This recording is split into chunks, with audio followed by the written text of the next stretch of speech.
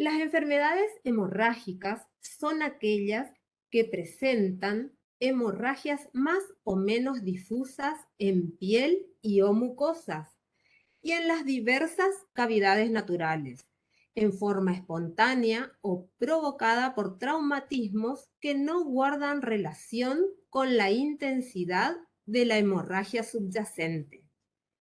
Estas se pueden clasificar en las patologías que afectan a los vasos sanguíneos o angiopáticas, o también la van a encontrar en la literatura como angiopatías. Otro grupo dentro de esta clasificación son las trombopáticas, es decir, aquellas donde el trombo sanguíneo presenta alteraciones en su función o conformación. Estas sí son el resultado de una disminución de la calidad o de la función y se las denomina trombopénicas. Y el tercer grupo, las coagulopáticas, son aquellas donde el cuadro hemorragíparo es el producto de una alteración en el mecanismo conocido como mecanismo de la cascada.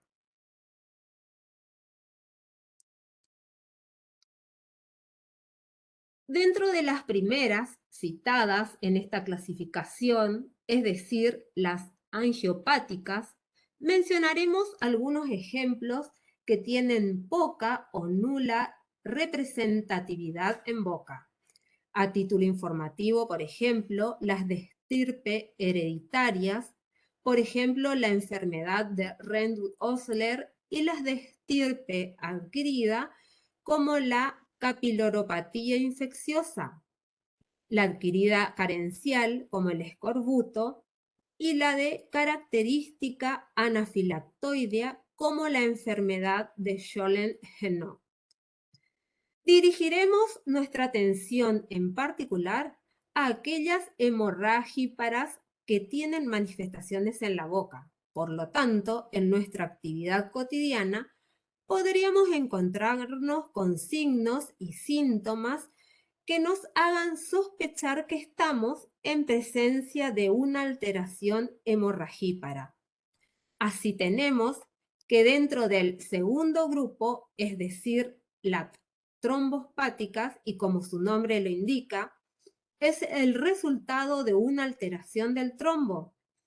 Entre ellas encontramos aquellas que son hereditarias, como la enfermedad de von Willebrand, y dentro de las que son adquiridas vamos a encontrar a la púrpura trombocitopénica idiopática, que es dentro de las enfermedades purpúricas la que se presenta con mayor frecuencia en estomatología. Por lo tanto, para realizar una descripción clínica, debemos valernos y realizar el análisis de los signos y síntomas que la caracterizan.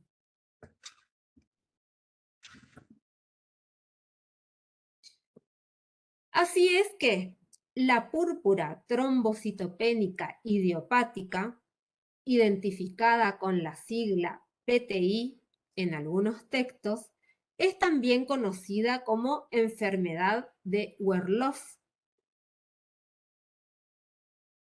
El signo característico es la púrpura y estas son manchas de color rojizo o rojo violáceo que no desaparecen a la vitropresión debido a la infiltración de la piel y mucosas como consecuencia de hemorragias espontáneas o por traumas mínimos.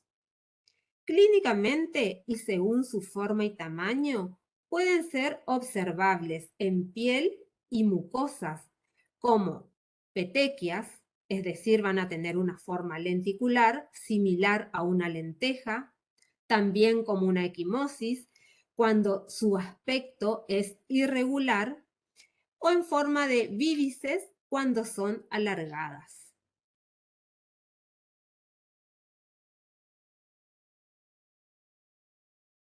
En la cavidad bucal podemos observar petequias, hematomas que pueden ir acompañadas de equimosis, porque en realidad lo observable a través de piel o tegumento y mucosas es la sufusión sanguínea propia de la púrpura. El hematoma puede ir acompañado o no de equimosis. Se hace esta distinción porque el hematoma, a diferencia de la sufusión sanguínea, esta última, es una colección en una cavidad de neoformación. También se pueden observar ampollas hemorrágicas y equimosis. Las petequias, cuando son recientes, la van a ver de color púrpura y cuando tienen días de evolución se van tornando de color castañas o amarillentas, siendo el resultado de la degradación de la hemoglobina en los tejidos. Las púrpuras son planas, indoloras y no desaparecen a la vitropresión o diascopía.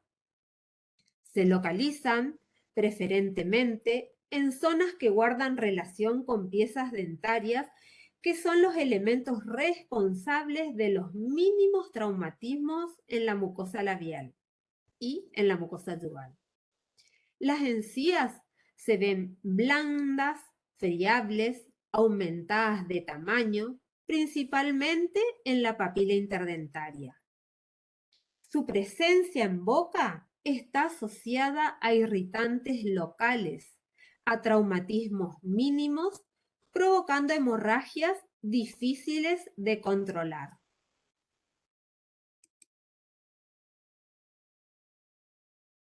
La púrpura trombocitopénica idiopática o de Werloff es la resultante de la acción de anticuerpos antiplaquetas que llevan a la destrucción de las mismas, dando origen a la lesión elemental purpúrica. También se relacionan con la sensibilización por la virosis anteriores. Asimismo, son reactivas a transfusiones sanguíneas. Su incidencia se registra mayormente en un periodo etario comprendido entre los 4 y 15 años de edad. Las manifestaciones clínicas generales.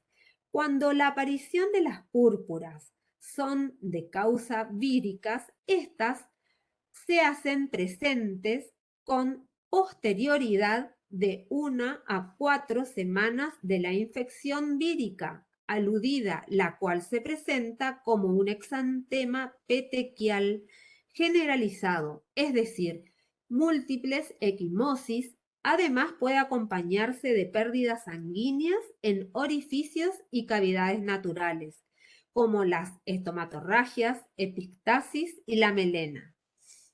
Estas pueden ser espontáneas y no guardan relación con traumatismos. Las manifestaciones clínicas bucales.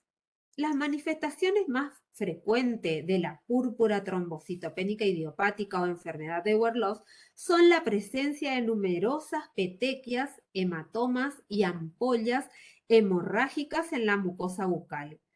En algunos casos, la primera expresión clínica o la primera manifestación se revela en la boca. Las petequias son de tamaño variable. Recordemos que su color cambia en relación directa con el tiempo de evolución.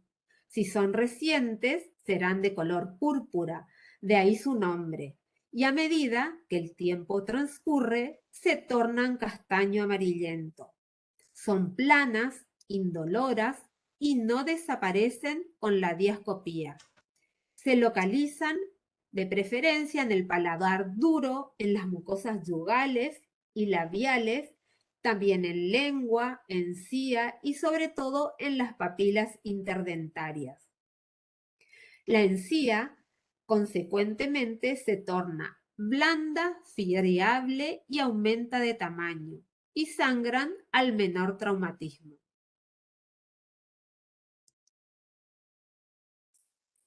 Respecto al diagnóstico, las manifestaciones clínicas generales y bucales.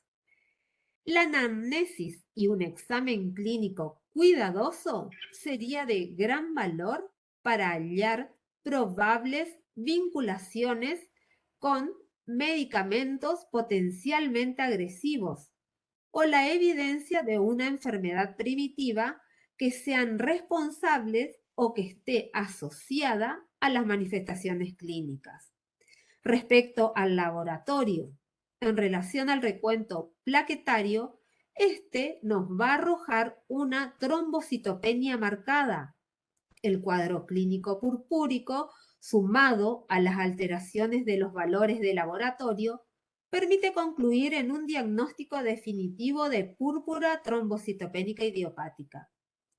El laboratorio específicamente demuestra una trombocitopenia marcada, la cual está en relación al aumento del tiempo de sangría, a la escasa retracción del coágulo, al recuento de plaquetas por debajo de lo normal, a la positividad de las pruebas de fragilidad capilar y a la alteración de la prueba de consumo de protrombina. El tratamiento. Respecto al tratamiento, es importante aclarar que aproximadamente el 25% de los casos precisa de un tratamiento medicamentoso o de otro tipo. La púrpura trombocitopénica idiopática suele responder favorablemente a la administración de prednisona en dosis de 1 a 2 miligramos por kilogramo de peso por día. Una vez obtenida la remisión, se disminuirá la dosis lentamente, verificando si el paciente puede mantener un recuento plaquetario superior a 100.000 por milímetros cúbicos. Si así no ocurriera y no se hubiere obtenido una respuesta con la administración de la prednisona, se puede optar por la segunda opción terapéutica, en este caso quirúrgica, que consiste en la eliminación del vaso o esplenectomía. El pronóstico esencialmente es muy bueno. Generalmente no requiere tratamiento. En el 75% de los casos, el paciente se recupera totalmente a los 3 meses. En otros casos, el 90% de estos se recuperan entre 9 y 12 meses. Es importante aclarar que las recidivas son raras.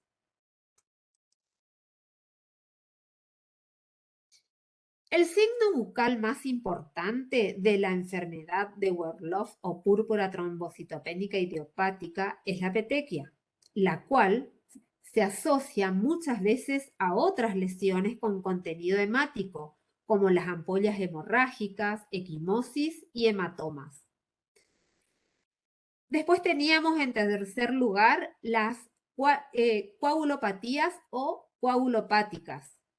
Recordarán ustedes al inicio de la descripción de las enfermedades hemorrágicas que el tercer grupo de los procesos patológicos son aquellos donde el cuadro hemorragíparo es el producto de una alteración en el mecanismo conocido como mecanismo de la cascada. Etimológicamente, estas pueden ser agrupadas como coagulopatías hereditarias y entre ellas vamos a tener a la hemofilia y sus variedades. Así vamos a tener a la hemofilia A, que es producida por el déficit del factor 8, a la hemofilia B, producida por el déficit del factor 9, y la hemofilia C, producida por el déficit del factor 11. Existen otras coagulopatías adquiridas o secundarias a procesos patológicos, como por ejemplo la cirrosis, la vitaminosis y las producidas como consecuencias de anticoagulantes. En base a la descripción realizada, podemos concluir diciendo, a modo de concepto, que la hemofilia es el conjunto de enfermedades hemorragíparas de origen genético que determinan disminución o ausencia de un factor plasmático de la coagulación.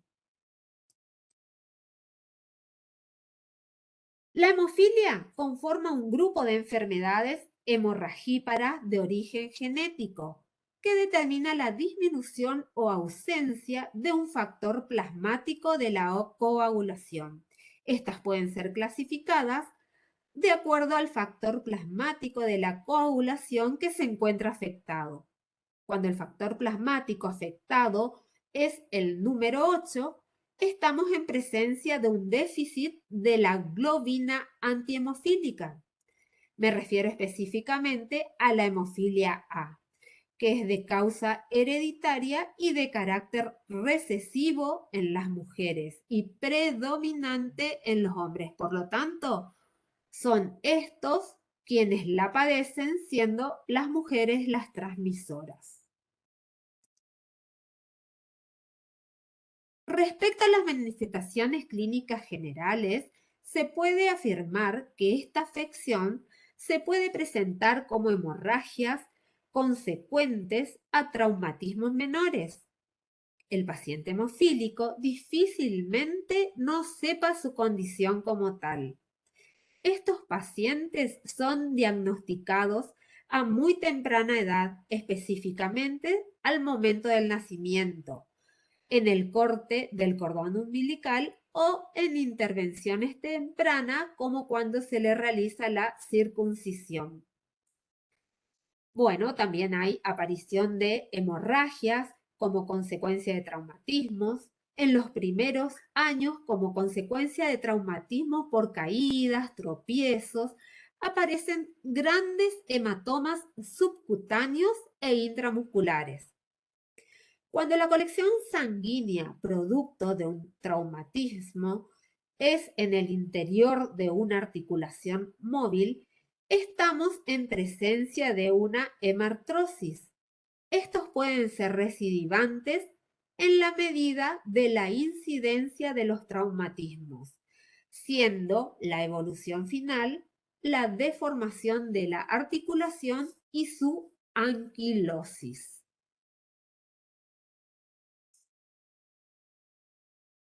Las manifestaciones clínicas bucales son esencialmente hemorragias y hematomas.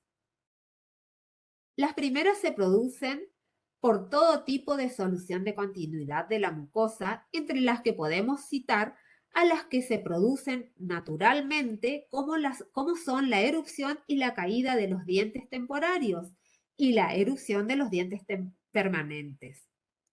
En segundo lugar, vamos a tener las de orden terapéutico, como son las extracciones dentarias. Y por último, las de orden traumático o accidental, entre las que figuran las mordeduras, los traumatismos bucales varios. Se observan en cavidad bucal la formación de coágulos en las encías, lengua, piso de boca, y se observan también hematomas y ampollas hemorrágicas. El diagnóstico lo vamos a realizar en base a la anamnesis, a la evolución del estado actual y por las pruebas de laboratorio, consistente en medición del tiempo de la coagulación y el KTT que arrojan valores aumentados. El tiempo de Kitts que arroja un valor normal y la prueba del lazo que va a dar un valor negativo. Respecto al recuento plaquetario, los valores obtenidos van a ser normales. El estudio pone en evidencia la disminución del factor 8, lo que confirma que estamos en presencia de una hemofilia del tipo A. Cuando las manifestaciones clínicas son similares a las descriptas, pero el laboratorio nos arroja el resultado que el factor en disminución es el factor 9, nos indica que estamos en presencia de una hemofilia B, siendo su frecuencia menor a la anterior.